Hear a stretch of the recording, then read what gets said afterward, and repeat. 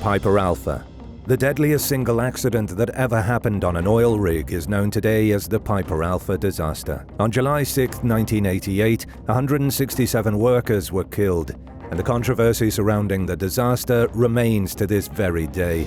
To understand the tragedy and how it unfolded, it's important to know what was going on with oil in the late 1980s. Let me start with the operator of the oil rig where the disaster happened, Occidental Petroleum.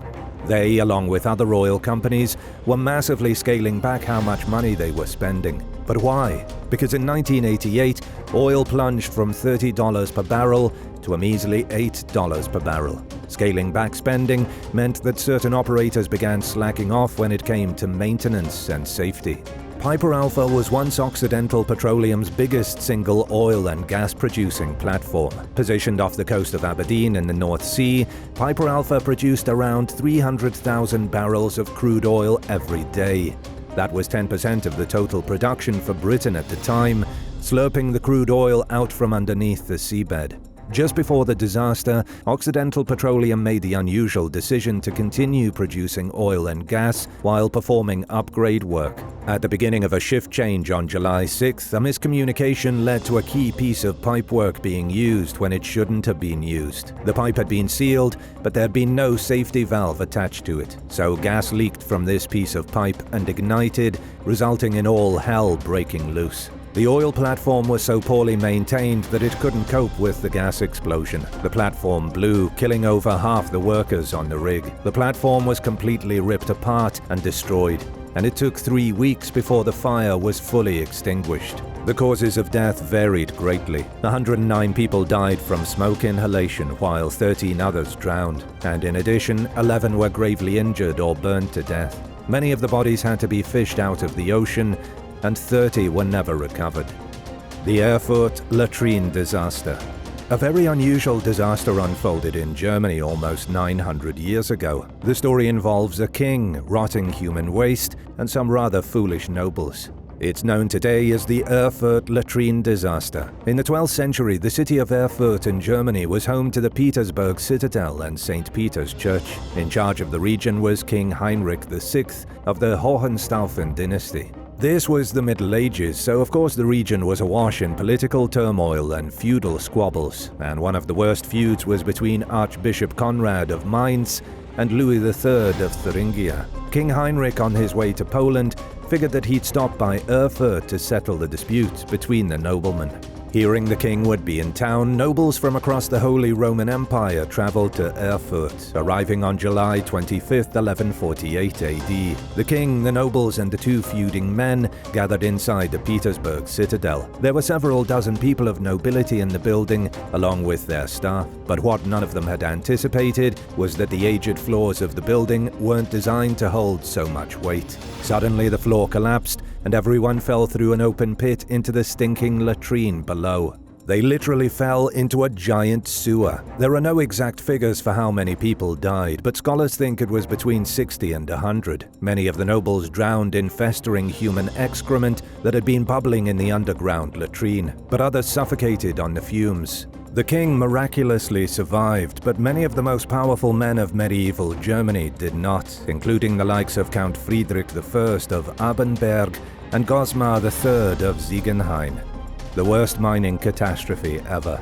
China has been estimated to produce more than 1/3 of the annual global coal output, while accounting for over 2/3 of mining deaths globally. But no disaster was worse than the one that occurred on April 26, 1942. In China's Hongkeko coal mine near Benxi in Liaoning province, the unimaginable happened. This was the worst mining catastrophe to ever be recorded, and while you might be expecting a big story, there isn't that much to explain.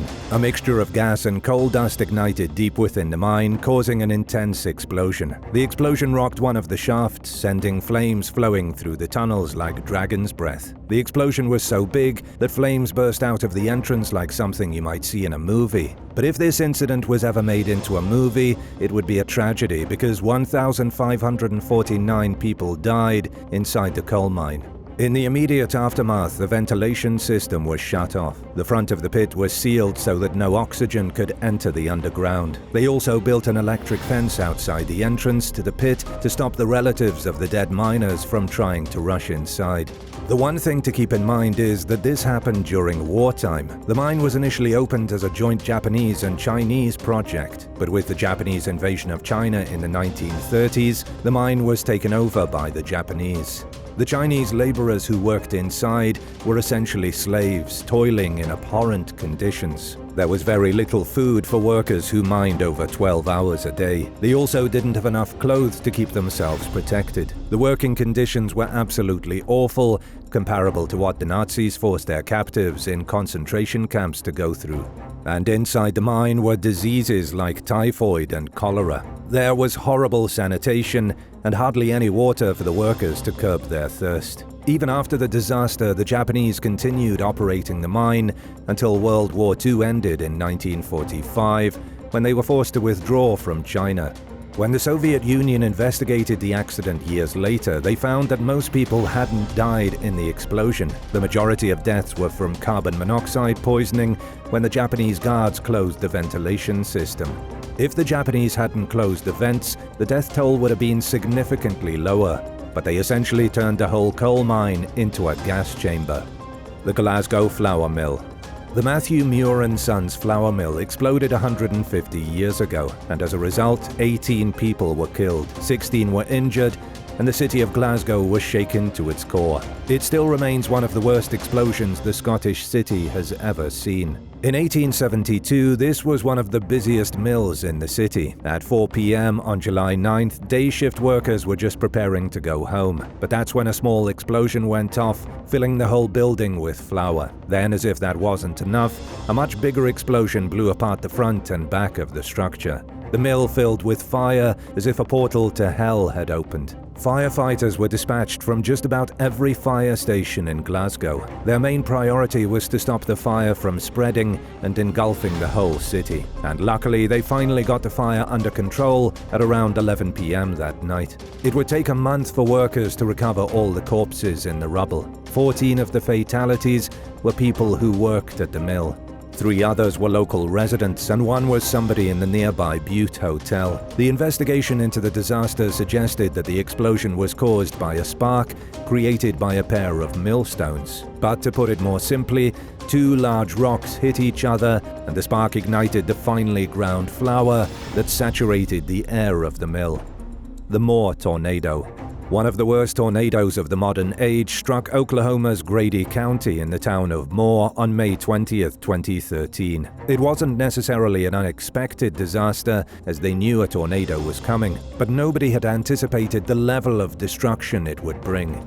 At approximately 2:56 p.m., an F5 tornado swept through the town of Moore, killing 24 people and injuring 212 others. It was a Goliath of a tornado, a truly biblical-level storm. It began near the town of Newcastle and remained spinning on the ground for 37 minutes. It traveled 16 miles in total, and at its peak, it measured a whopping 1 mile wide, with wind speeds of 211 miles per hour. Grady County received their tornado watch warning 56 minutes earlier. The storm was expected to be aggressive, so the area was soon filled by storm chasers. But the level of destruction it caused was something unheard of. The tornado swept through an elementary school and crushed 7 children underneath a cinder block wall. It hit a family farm and killed 100 horses. The tornado flattened entire businesses, crushed cars, ripped out trees, and then vanished into thin air at 3:33 p.m. In less than an hour, the tornado left the town of Moore in shambles. The Essing bakery incident. A horrific disaster in 1857 involving a bakery and a botched batch of bread led to a war. This was the Essing bakery incident, and it's going to completely shock you. To understand the whole situation, I have to take you back in time to the year 1842, on the island of Hong Kong. That was when Hong Kong was given over to the United Kingdom under the Treaty of Nanking. It formalized the British occupation that started a year earlier as part of the First Opium War. Imperial China had been obliterated by the English, despite the fact that Chinese forces outnumbered the British by a lot. The British seized Hong Kong and began transforming it into a lucrative trading center right at the edge of the hugely untapped Chinese market. This was one of the most successful ventures the British ever embarked upon. Soon, Hong Kong's population exploded from 7,500 to 72,000. A huge amount of wealth was flowing from China into Hong Kong and back to Britain. But as you can imagine, it created a lot of tension between the Westerners and the Chinese. Business was great for the colonialists, but not so much for the locals. There was segregation in the city while the British held their power with an iron fist. And this brings us to 1857. Even though there were 72,000 people in the city, only about 500 of them were European. The Europeans were the only people who really ate bread, while the local Chinese preferred rice. It's then believed that somebody hatched a plot to poison the bread and kill all the foreigners in one fell swoop. It's never been proven 100%, but that's the hypothesis, that some evil mastermind was behind the disaster. On January 15th, 10 pounds of arsenic was added to a batch of bread at the Essing bakery. The owner of the bakery, Cheong O Lam, immediately fled Hong Kong with his family. And as he was leaving, 400 Europeans were poisoned, and it nearly killed every last British person in Hong Kong. But it didn't work. 400 people got sick, but hardly anybody died. Arsenic poison is really tricky. Too much arsenic in the body forces you to vomit, expelling the toxins. But too little and the poison doesn't work. In this case, it didn't work and only made tensions worse, leading to the Second Opium War. Do you think the Chinese had every right to poison the Europeans, or do you think they took things too far? Let us know what you think in the comments below, and while you're at it, subscribe to the channel. St. Lucias Flood. There was a natural disaster in 1287 AD that was so catastrophic it changed the face of Europe forever. It was a flood that struck the Netherlands on December 14th, killing about 50,000 people. These days it's crazy to think that so many people could have died from a bit of extra rain. But boy, did it rain. It's believed that the disaster was very similar to what happened in 1953 with the North Sea flood that struck the same area. In 1953, there was an intense windstorm that coincided with a high tide, causing a humongous storm surge that killed 2,551 people. And as a result, the sea level in the Netherlands rose about 18 feet. Just think about that for a second, especially if you live in a coastal region. Look at where the water is now, and then imagine it 20 feet higher. Well, that exact thing happened in 1953, and it was likely worse in 1287 AD. Much of the information about the St. Lucias flood comes from chroniclers, so there aren't many precise details. But scientists do know that the flood did so much damage, it turned a freshwater lake into a bay and caused islands to completely disappear. The powerful medieval city of Stavoren was irreversibly annihilated, and the island of Latrine saw a huge amount of destruction, with only 10 houses left when the floodwaters receded. It completely changed the landscape, forming new rivers and channels. The coastline was so effectively altered that previously important port cities fell into ruin. Then previously unimportant towns became new port towns. It even ended the Frisian-Hollandic Wars that had been going on for the previous 200 years. After all, they couldn't fight a war with all their soldiers drowned and the landscape destroyed. The deadliest eruption.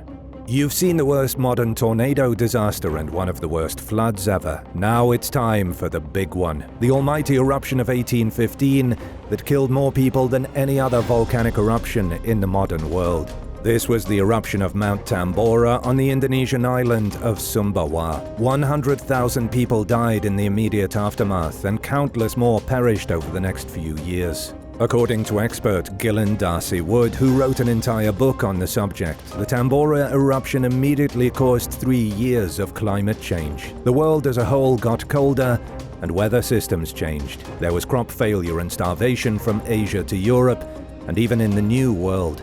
Gillen Darcy Wood said that although 100,000 people died in the explosion, there were likely a total of about 1 million deaths worldwide. Wood also claimed that the disaster unleashed a global cholera pandemic, which pushed the death toll into the tens of millions. But how does a volcano unleash cholera? Cholera already existed prior to the eruption, but the unimaginable amount of ash that was spewed into the atmosphere caused the temperature to cool, which led to a new strain of cholera being developed. Nobody had immunity to this new strain, which allowed it to easily spread across the globe. Out of all the unexpected disasters that can happen, a repeat of this disaster would be the biggest blow to humanity. For all our technology, nothing can really prevent a volcano from ushering in years of darkness and death. Which of these horrific disasters sent chills up your spine? Let us know your thoughts in the comments down below. And if you enjoyed this video, be sure to leave a like and subscribe to the channel. Thank you so much for watching, and we'll see you in the next one. Bye.